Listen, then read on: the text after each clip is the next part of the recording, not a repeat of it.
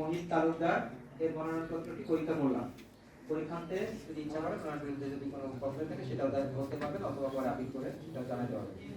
মোহাম্মদ তৌহিদুল ইসলাম, খেলাফত মজলিস, বাংলাদেশ খেলাফত মজলিস। মোহাম্মদ তৌহিদুল ইসলাম আছেন?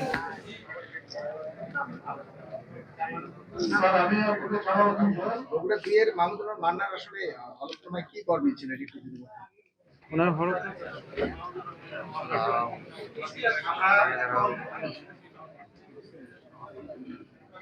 37 বগুড়া 2 সংসদীয় আসনে ওনার হরফনামায় আমরা তথ্যে গলমিল পেয়েছি, যেমন হচ্ছে মামলা সংক্রান্ত তথ্য আমরা পাই নাই।